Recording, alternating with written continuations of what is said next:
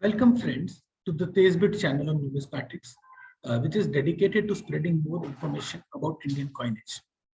Today we will look at a class of coins that was issued for over 450 years, one of the longest colonial presence in India, the Indo-Portuguese coinage. Portuguese, of course, were the first European power to reach India via the sea route in 1498, and in that way they actually predate the Mughal Empire.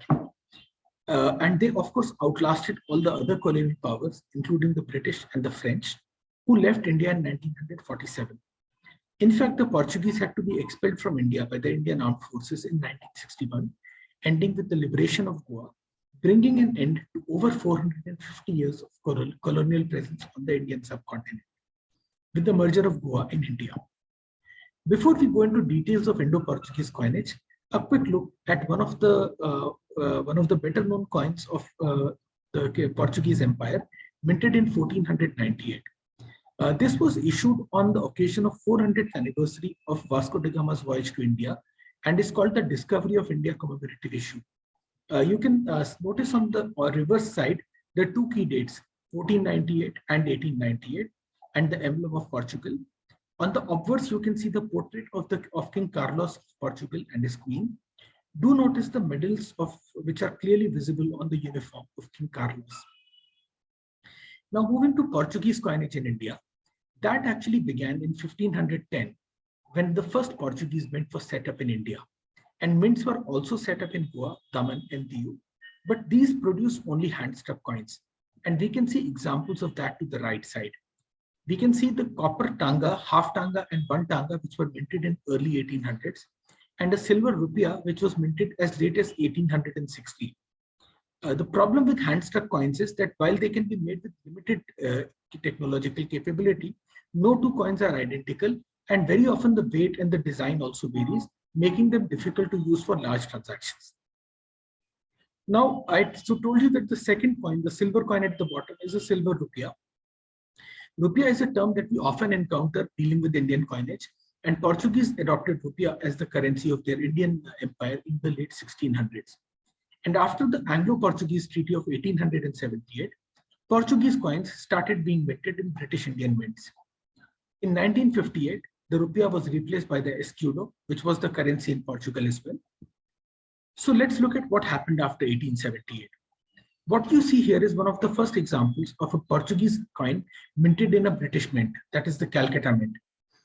This coin follows the common patterns which were used in British Indian rupees also, the ruler's head on one side, and on other side, the denomination of the coin. More than that, this coin was the same size as British Indian coinage at 30.5 millimeters.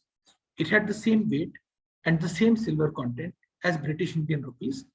So these common measures of currency were a way to ensure that trade can happen freely between these two different colonial empires. Let's look at the reverse of this coin a little closely. What you see here is the emblem, the shield of Portugal, the emblem on the reverse. This shield has 5 escutcheons in the middle, which are shield-like structures, and these represent the 5 wounds in the body of Jesus Christ when he was up on the cross.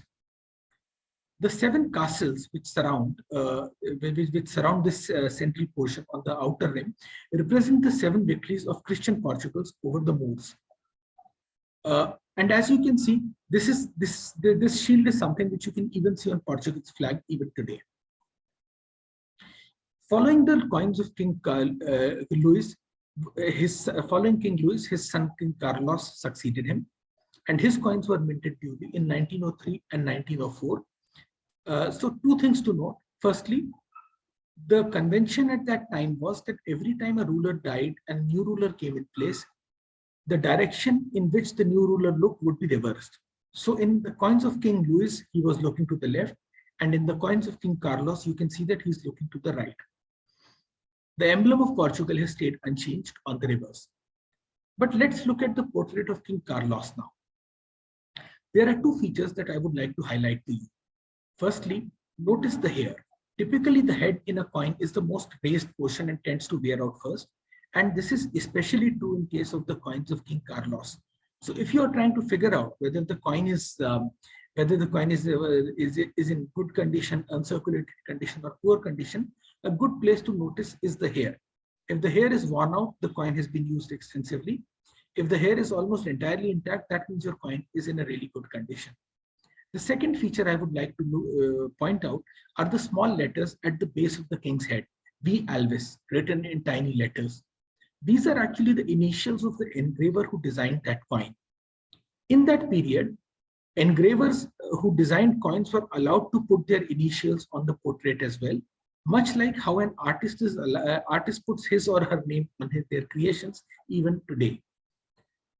So friends, I hope this quick primer on Indo-Portuguese coinage was useful to you. And pictured over here are some silver coins from the pre-independence period in India, issued by different princely states and colonial powers. These coins are rare and hard to find, but still quite affordable to a keen collector. And you can find all of these and many more on our website, www.tezbit.com. Thank you for your time, and do keep following our channel. Until next time, thank you.